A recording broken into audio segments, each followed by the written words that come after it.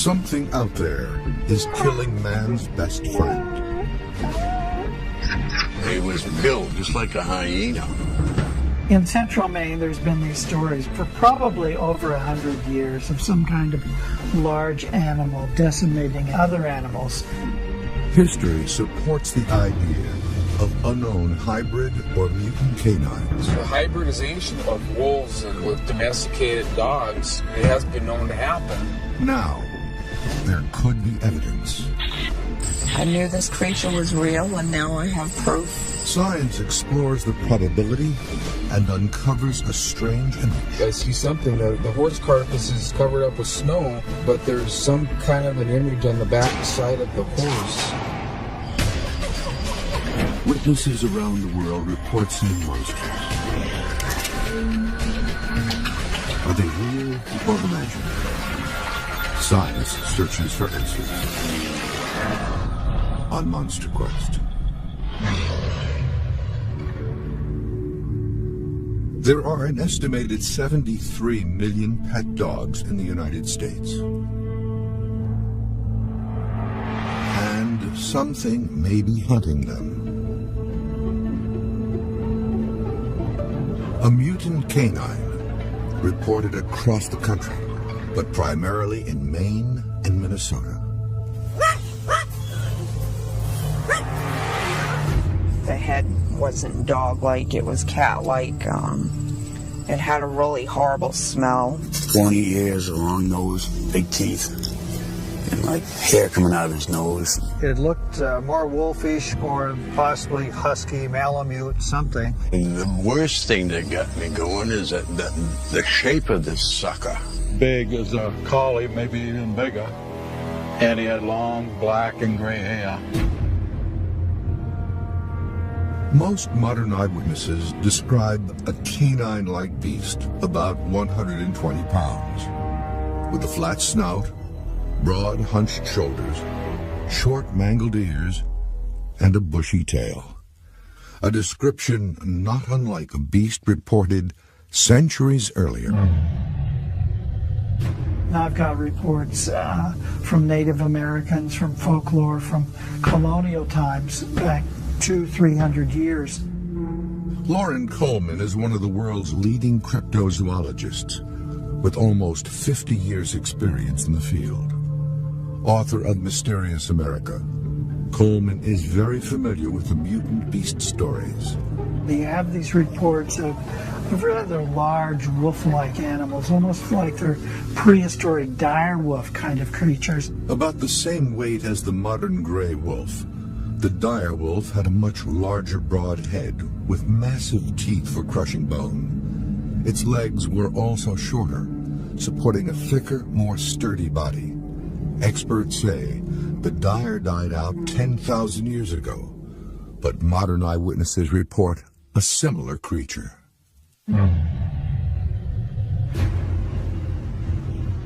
August 12, 2006, Turner, Maine, located 50 miles from Portland, Maine.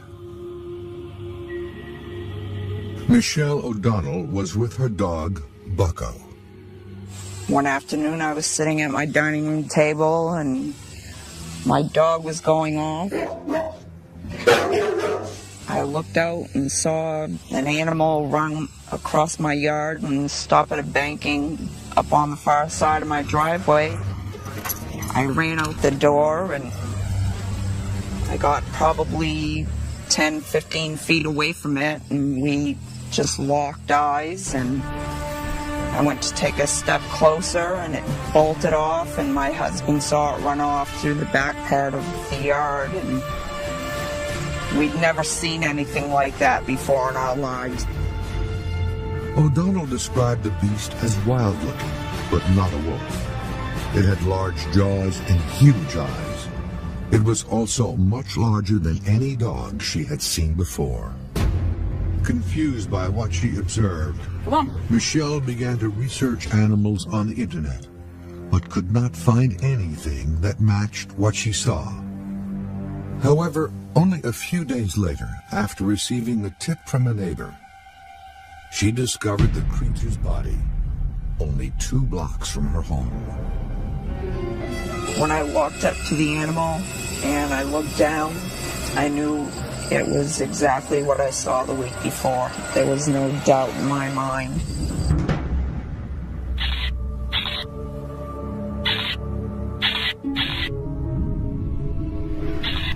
This is the area where we found the animal and I came to take pictures. It came to lay to rest right here.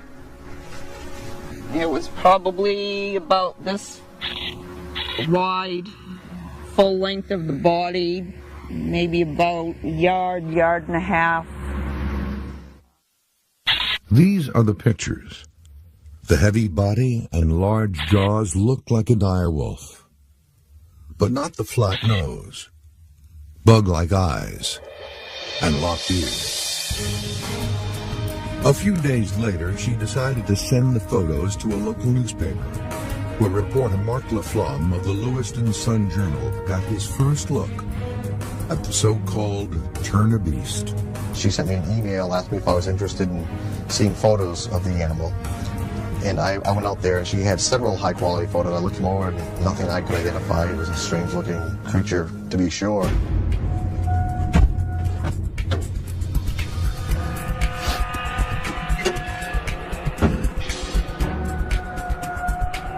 Take a couple bait pails down with us. For Laflamme and many other local residents, the bigger question is, are there more of these mutant canines out there? In an effort to find out, Laflamme has enlisted the support of local animal control officer Wendell Strout. Right there. Go over there and see if we can, that tree's big enough to strap the camera on, and then we'll put the bait over there on the pile.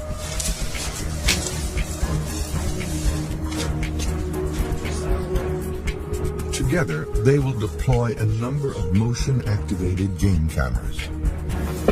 Make sure this is all powered up right. We'll put it in test mode. We'll go to, what did we put on the other ones, Mark? 3?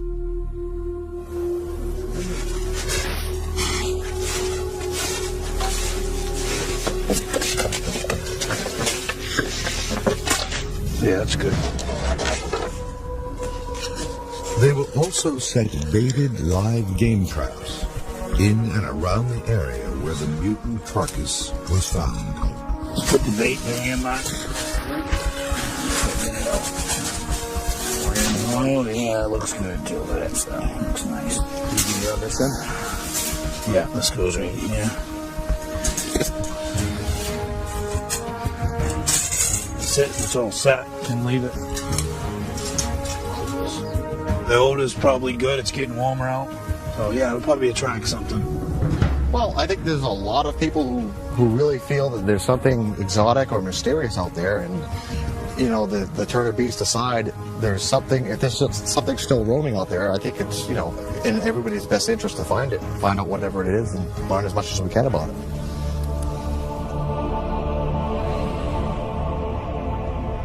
Michelle O'Donnell's photos are not the only evidence of a mutant canine. The Shunka Waranki is a creature that we know from Montana. This photo is the only proof of the Shunkawarakeen. This Iowa Amerindian name means to carry off dogs. In the 1880s, a Montana ranger claimed he killed the strange animal, had it stuffed and displayed. This picture appeared in a book in 1977, the only evidence of the claim, since the stuffed specimen had disappeared. It was very much like the main mystery creature, having large haunches, wolf-like scruffy fur, and it doesn't quite look like a wolf.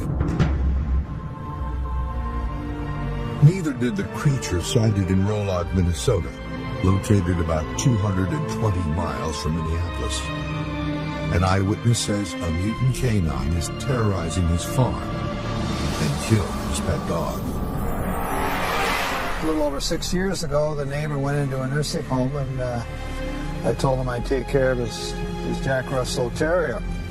My neighbor Palmer had named him Fifi, and I didn't think that was quite manly enough, so I just called him Thief.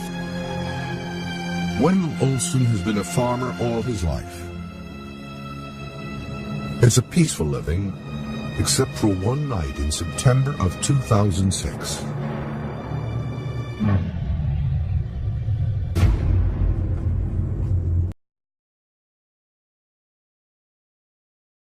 And I put him out one night, and he just disappeared. I grabbed a flashlight and went around looking everywhere for it. And I suppose it was about 10 minutes after it disappeared, just to the south of the house here, I heard some kind of a yelpy scream and then some gasping.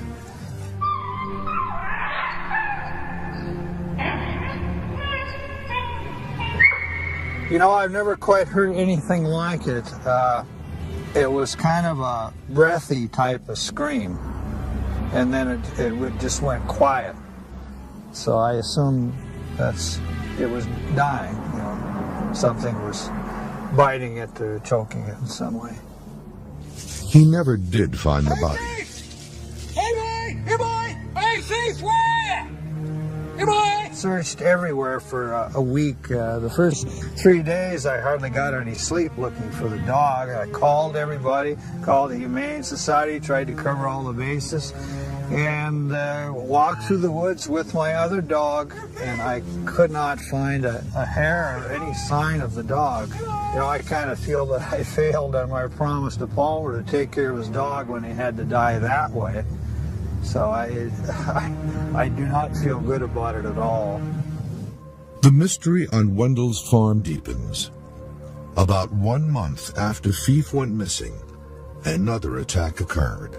This time, the victim was much larger.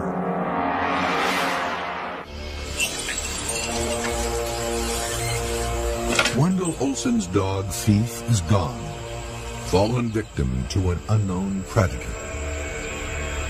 And I put him out one night, and he just disappeared. 1 month later, Olson's farm is hit again. This time, the victim is a 700-pound colt, one of the animals Thief had been protecting. I have stallions up in the yard, and I had just moved the mares to a closer pasture. But there was an awful lot of whinnying all night long. But I thought, well, it's just because the mares are closer.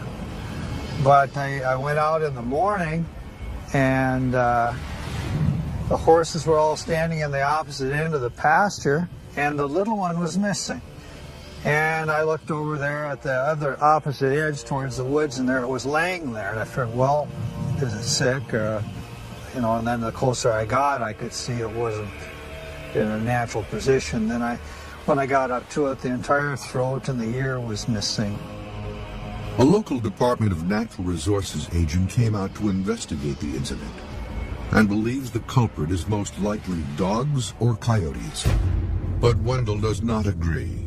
4 weeks later, he saw the beast. I was out cutting alfalfa, and I was looking at 9 deer grazing on the edge of the field. And all of a sudden they scattered, and I got a glimpse of something that went over the hill by the deer, and I just got like 2 jumps of it. But it looked bigger than a coyote. It looked more wolfish or possibly husky, malamute, something. The gray wolf or timber wolf is well established in Minnesota.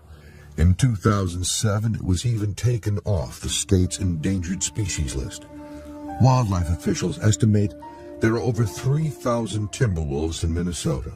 The largest weigh in at over 150 pounds, and as a pack are capable of taking down a 1-ton buffalo.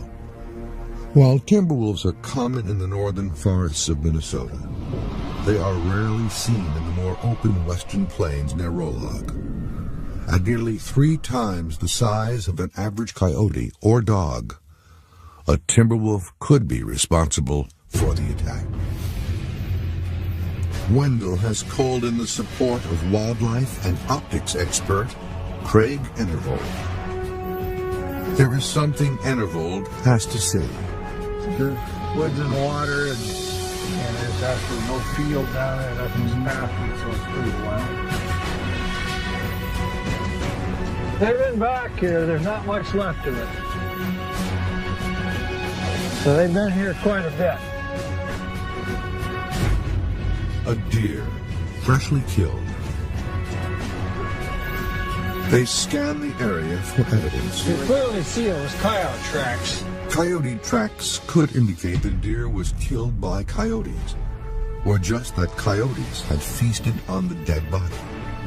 Either way, the carcass is bait for whatever else may be out there. I think with all the activity that actually behind here, I think that on that tree there facing right over the top of the hill would be probably an ideal spot to put that camera. Okay.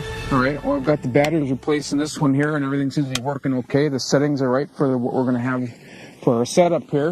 We've got a great location in here to set this one up on. We got the kill site's about 10 feet from the tree, which will be a perfect location. An active feeding site should bring predators in from miles around, within range of the cameras. But even with a good photo, an animal's identity can be hard to determine. This is the case with the turn-of-beast photos taken by Michelle O'Donnell in Maine. One detail that's intriguing is the tasseled ears. In 1906, the Lewiston, Maine Daily Sun reported that something had been seen lurking in the fields, menacing local pickers. It was described as brown, with tasseled ears. They called it the Injun Devil. Coincidence? Lots of canines have tasseled ears. But if there is a unique creature in Maine, these remains will prove it. These are the actual bones of the creature after it decomposed in O'Donnell's garage. What we have here are these fleshy remains of the carcass. It's got fur, flesh. We're going to be sending this as well to NYU for further DNA testing. If DNA testing proves it's a unique species, it's a huge find. But it also means there would have to be more than one. While Michelle's samples of the creature are headed to NYU, two other Mainers recall a terrifying run-in in 1991. It's not what they saw, but what they heard. Fell asleep, I think it was around 11. I heard something, and I woke up. And I thought, well, it's just the curtain scraping the window. So I kind of just blew it off. And then I heard something again. And it really, really scared me. It was like something evil was outside the window. I shook Leo, and he woke up. The noise that we heard certainly wasn't something that we've heard before, such as a deer or a moose. What I heard was the breathing, and that's what scared me more than anything. It was breathing of a creature that had run a long distance. It was snorting from being out of breath. But I tell you what, never heard anything like that ever, and I don't ever want to hear it again. While the Davids never saw the creature, they believe the sounds were not of any native animal.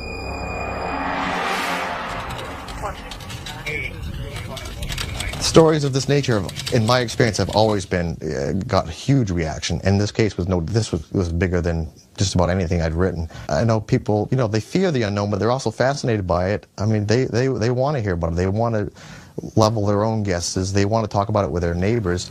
This is something that might be creeping around the Maine woods, and in Maine there are a lot of woods. So if there's something out there, they're obviously going to be interested. There may be a real animal responsible for what the Davids heard that night. A beast they have good reason to fear.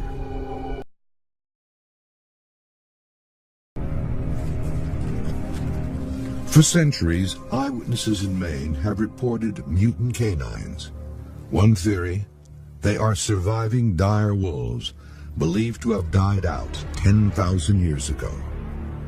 But while the Turner beast resembles a dire wolf in size and proportion, its hunched shoulders, flat snout, and big eyes seem to point to a beast of an unnatural mix.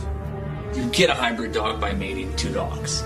It is basically how that happens. It's the same as a mutt. A mutt would be a hybrid to a certain extent. Veterinarian Jay Epping says crossbreeding in many types of animals is now common. A hybrid dog is basically the same as a crossbreed. It's a mix of two breeds of dogs. All major dog breeds that we have today are all hybrid dogs or crossbreeds. But crossbreeding in the wild is a very different animal. When two species that are close enough can breed and produce a viable offspring. We know about mules, and we know about the dolphins and whales, and there's a lot of creatures that are hybridizing. To some, the Turner beast looks like a Chow Rottweiler wolf hybrid. This unique mix could explain the appearance of the beast and its unusual behavior. There's no way to define what you end up with when you mix a wolf and a dog. You may end up, it may be said that you end up with a wolf that's less fearful of humans, but what you end up having is an animal about which we know nothing. Wolf expert and executive director of the Wildlife Science Center, Peggy Callahan, has seen the results of wolf-dog mixes. We don't know their impact on deer. We don't know their impact on livestock, although we can make some assumptions. We don't understand how they handle disease. Is it different than wolves? Is it different than dogs? There are many, many unknowns about these creatures. While rare, it is possible for dogs to breed in the wild with wolves. However, niche breeders do mix dogs with wolves in captivity. An animal could have been released intentionally or accidentally into the wild. What if one survives and breeds back with wolves? What is that creature going to be called? And what are we going to expect physically and behaviorally from that creature? Depending on what type of dog is mixed with the wolf, the offspring's color, size, and general appearance can vary greatly. The DNA samples at NYU will hopefully reveal the genetic background of the Turner beast. But can it explain the other sightings in Maine or in Minnesota? There may be a more natural explanation for some accounts. Some experts believe the creature may be part of the weasel family. The fisher can grow to 4 feet long, but is very light in stature, and has been known to make a sound that sounds like a baby screaming, similar to the sound Leo and Martha David heard in 1991. And then there's the wolverine, an even more likely candidate from the weasel family. The wolverine is shorter but much heavier than the fisher, resembling a small bear with a long tail. They are also said to be fearless, known to take down prey as large as a moose and fight over scraps with black bears. Both animals are found in Maine and Minnesota and would likely defend themselves when confronted by a dog. Could one creature be responsible for the Davids sighting in Litchfield, O'Donnell's in Turner, and another account just miles away in Wales, Maine? Well, when he first turned, it looked like a friggin' werewolf. That's honest to God. It had the gray hair, the long ears, the fangs, and it had like a long, snotty nose. The first thing came to mind was that werewolf movie. This time the victim was a strong 50-pound Doberman named Duchess. I got Duchess when she was a little pup. She's about 2 months old. And I got it from the neighbor down the road here. She was really part of the family. You know, I could leave the doors unlocked. I didn't have to worry about nothing.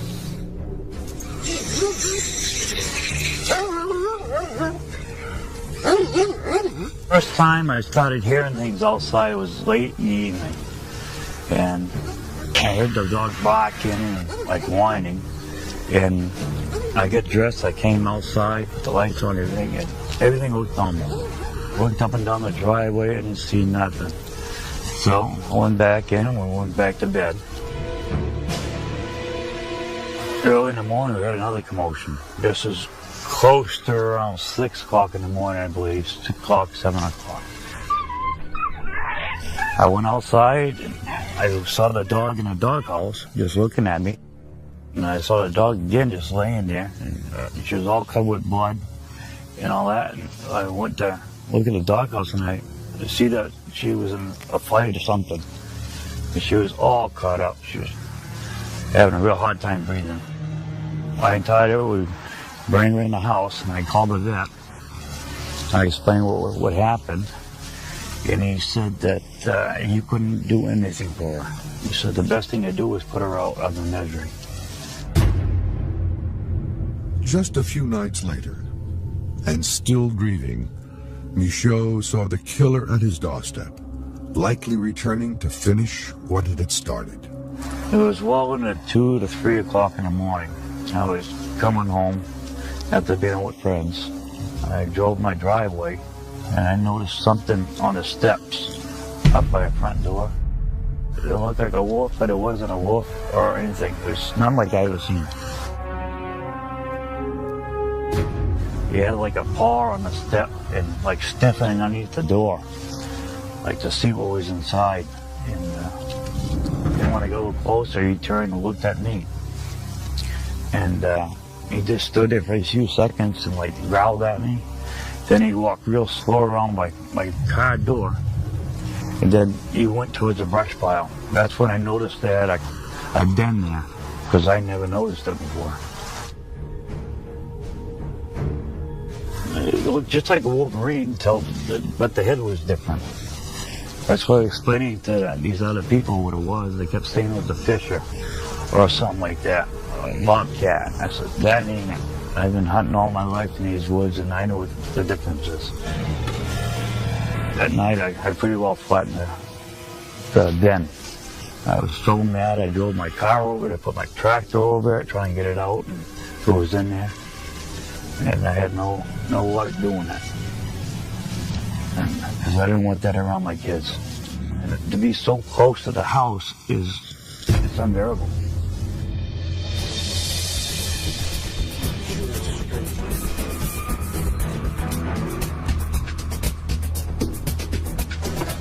Well, we set the trap out back in the field and baited it, and hopefully we can bring in some wildlife over the next 3 days. We'll check it every 24 hours and see what happens.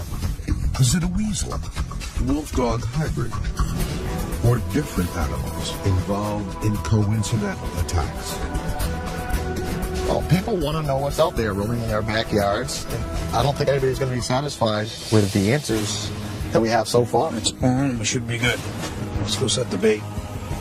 People have looked hard at the photographs of the animal found out in Turner, and they said clearly, this is not the animal that attacked my dog, or this is not the animal I saw at the side of the road. This doesn't solve the mystery. They still want answers. Another monster quest search is underway in Minnesota, where Craig Enervold is setting his traps. Camera traps are the trail cameras that we've got set up now. We just set up in areas of high game activity.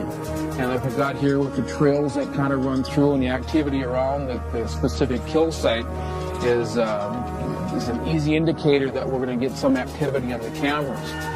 Again, whether it be the trail or the site, that just the putting the food source on there is enough in itself to attract animals from a great distance. After I close the box, it'll just do a countdown and we'll be ready to take pictures. So we'll just tighten that there. Take pictures of us walking. Enervold also places another stealth cam digital game view camera near a dead horse that Wendell Olson recently lost to illness. Anytime they run across the scent of something dead in the woods, they typically investigate it, and if it's something fresh that they can make a meal out of it or stage it and feed off it for a while, they'll take full advantage of that. And that's why a location like this here with this type of a kill, it's absolute great opportunity and a great food source for animals for quite a while. And it does not take long before the camera trap begins snapping pictures of something.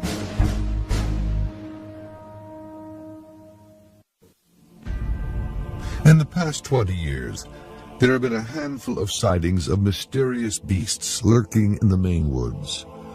While some people like Leo and Martha David only heard the creature, others like Leo Dion had a closer encounter. His was in 2004.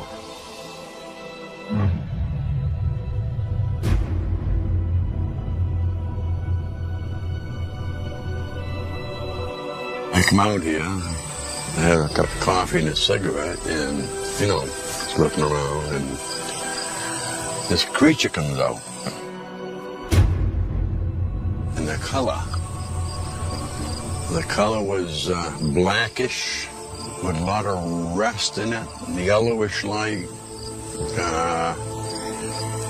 And then the worst thing that got me going is that the shape of this sucker. It wasn't like a dog standing up straight. It was more of a tilt. And it looked right at me. And the eyes were reddish like. Looked like they was piercing right through you. And then he took off. He just slowly walked off like nobody's business, If I didn't know any better, I'd say it's hyena. It was built just like a hyena.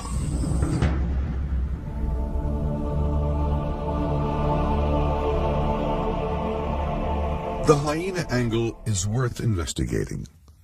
In August 2006, this photo was captured by Jacob Patton of Hovland, Minnesota, along the north shore of Lake Superior. To many, this animal looks like a cross between a hyena and wolf, but there is a problem with this particular hybrid theory. Well, hyenas, for instance, are not related to dogs. They're really a separate species. So the interbreeding with dogs, with domestic dogs, with wolves, with coyotes would not happen. This photo is actually a coyote infected with mange, a common ailment found in Maine and Minnesota in many different wild animals. When you experience an animal that's been infected with mange, the sight of an animal like that without hair on it could be something that like totally different than you've ever seen in an animal before. It's a type of mite that lives on the skin and feeds on proteins on the skin, and if left loss. And the hair loss is really what compromises wild animals. They could have a tail that's nothing but a bone spike, and patchy hairs, bald spots, throughout the body. It's really a horrendous look when you see an animal like that, because it doesn't. Without hair, it just they look totally different than what they're supposed to represent. Not only does it affect the appearance of the animal, but their weakened state may drive them to seek an easy meal, like a house dog.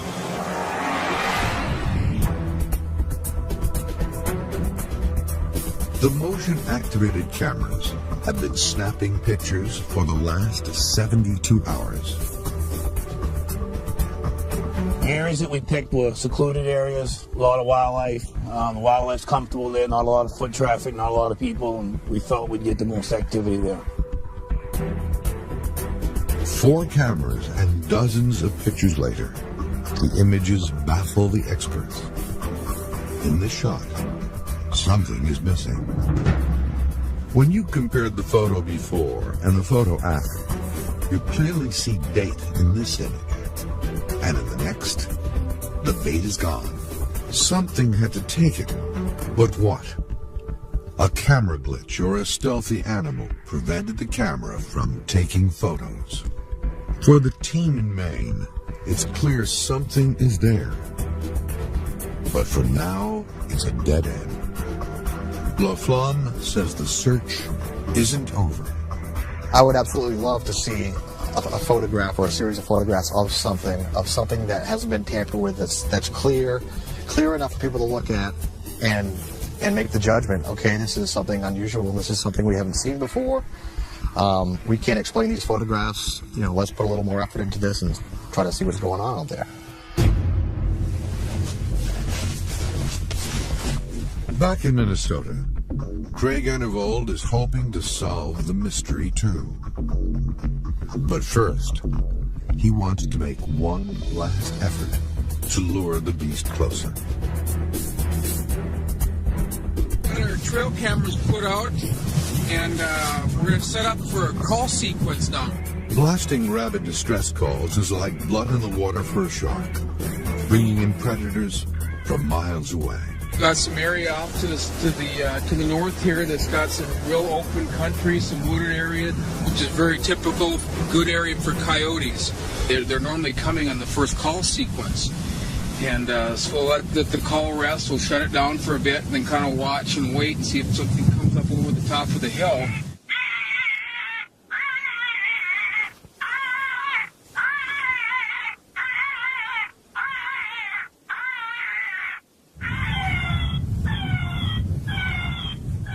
The distress calls have no immediate results. However, they may lure a predator closer and within range of the cameras. We've got the kill sites, we've got the cameras set up, and we've got time. We'll let them sit for a few days. We'll come back and check the activity and kind of get an idea of what we have in the area here. The cameras have been out for 7 days, and Enervold is anxious to see if the camera traps have produced any results. Okay, we've picked up all of our trail cameras that we've had set up for over a week, and we're going to walk back to the vehicle with them and download them into the computer and see what kind of activity we had on it.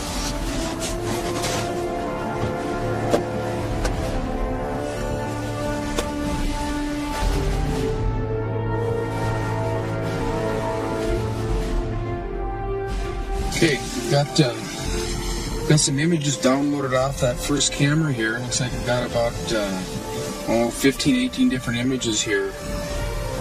As I scroll through, let's see, that first night we've got some deer activity on it. Snow's falling. That's some really good close-ups of deer here. Look really inquisitive. They're kind of spending a lot of time around the site of the camera here. Got a couple images of deer kind of looking back towards the farm. Must be some activity going back where they're a suspect of. Another camera was set up, overlooking the carcass of a horse on Wendell Olson's farm. There's some snow coming down here. A lot of snow getting on the horse carcass. Almost to the point where you can't hardly see it anymore. And here we got an image of something I came in to investigate. Got the ears turned out and just see kind of almost an overexposure, but it's got a long nose. Can't really make it out, but just because of the length of the nose, it sure looks like it could be a white-tailed deer. It got in between the horse carcass and the camera. The horse carcass attracts more than wildlife. In a strange but very human act, one of Wendell's other horses comes to check out the remains, almost like a final tribute to his fallen friend. And as Craig continues to examine the photos, he makes an interesting discovery. Okay, there's a couple images here that I'm looking at that certainly show there's something on the kill site. I see something. The horse carcass is covered up with snow, but there's some kind of an image on the back side of the horse. You can just see the top of its back. It's a dark image.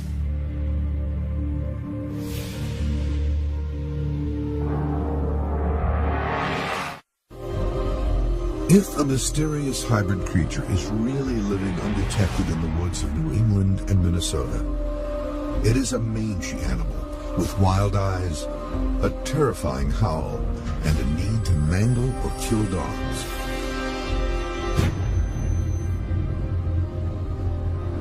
This man said he saw the creature walk across his yard. This woman and her husband said it had a howl like a crying baby.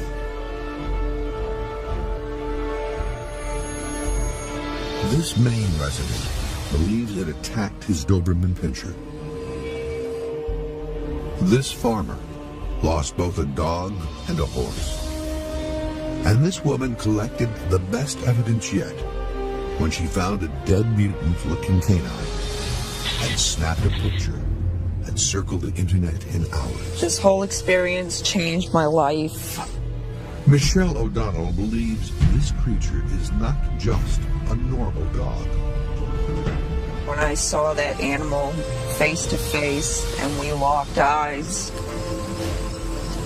it's just something I'm never going to forget. It's going to stay with me for the rest of my life. She kept the carcass. Something about it sparked a lot of internet debate. It seemed to have one more claw than a regular dog. I think a lot of people are getting very confused by this fifth claw. Most dogs show 4 claws in their prints, and then behind the regular paw is a 5th claw, which is called the dew claw. Based on grooming and nail issues and things like that, we've learned to remove those. And for hunting dogs, those are often a source of problems. If they're tramping through the brush, they can tear those. Some owners want them removed, basically, so they don't have to trim the nail for ease. There's been media reports that it was a strange animal because it had 5 claws. And it wasn't necessarily strange. It was just a dog that hadn't been taken care of and hadn't been domesticated, really. Although O'Donnell has remained steadfast in her belief that the creature is not a normal dog, what do the experts say? Dr. Jay Epping is a veterinarian with more than 10 years' experience working with dogs. He's examined the photo closely. It basically looks to me like it's a dog that's been in the wild for probably, 3 or 4 years. Looks like the ears are kind of, stunted, which could have been maybe from a little frostbite, something like that. I mean, it looks kind of mangy. He had these, hair loss patches, whether or not that was from decay or not, from the body being out in the wild for who knows how long. Well, I believe the Turner Beast, based on my examination of a photograph, would have to be a dog. Photographs. Wolf expert Peggy Callahan also has her opinion on what is in the photos. This could easily be a dog. It certainly is not a wolf. It could be a mix of the two. This picture shows a canid. This is clearly a canid, but he's got a very short nose. That's not a wolf characteristic at all.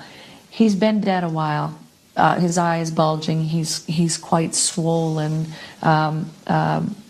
from postmortem changes, so it makes it a little bit difficult to diagnose much other than the fact that he's not a pure wolf. If this is just a domestic dog with mange, then becoming feral may explain the strange appearance. Domesticated dogs are not built for living in the wild. The sub-zero temperatures and battles with other wild animals can cause them to lose ears, tails, teeth, and fur as they try to cope with an environment they were not bred to live in.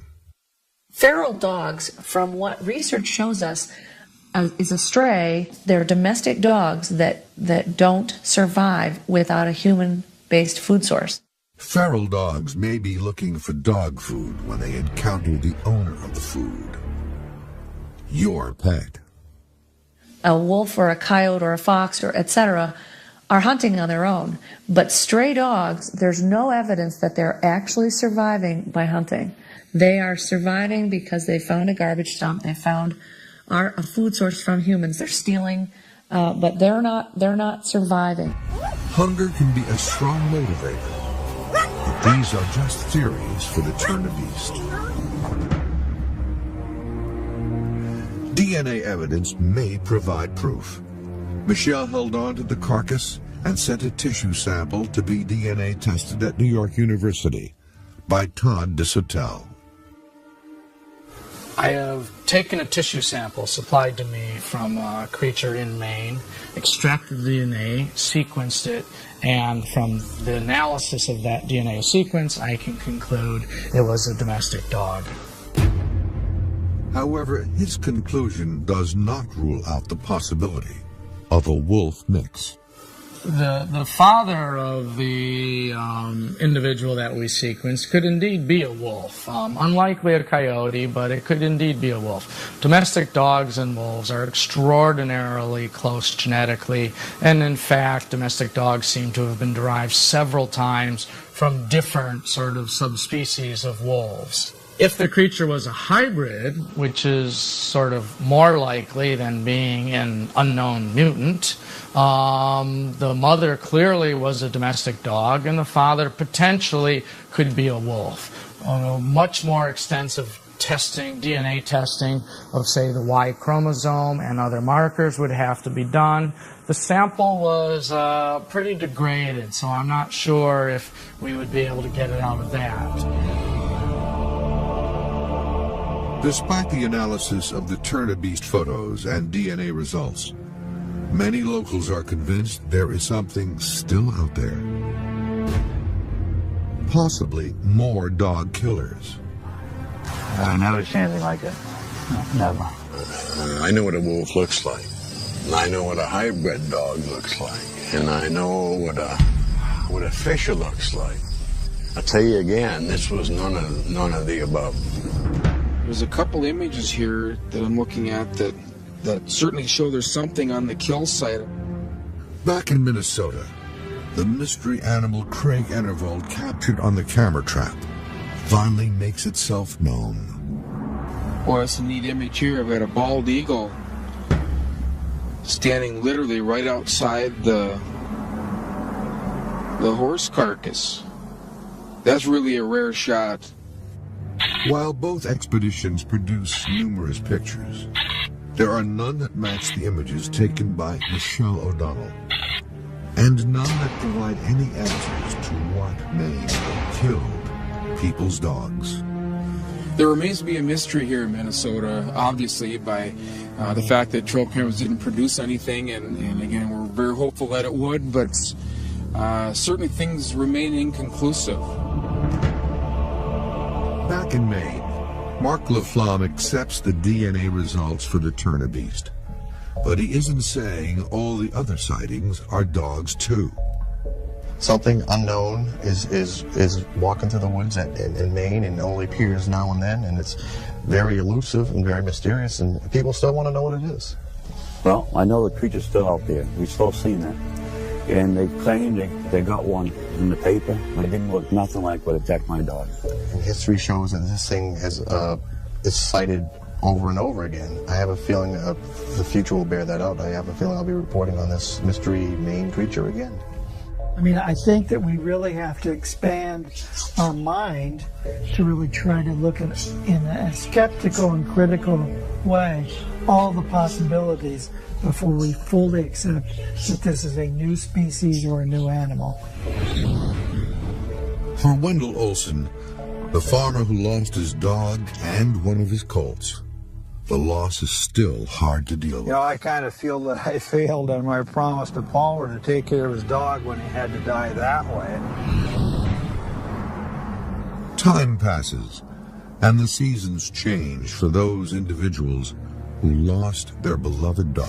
One of the hardest things I had to do. You know, the family pet for years. Just shot her. I had to put her out of her misery. I still miss the dog a lot. Whether it's a wild dog or something else in Maine and Minnesota, there is something out there killing man's best friend. And with such a vicious creature in the woods, no canine lover can truly be at peace when they let their dogs out at night.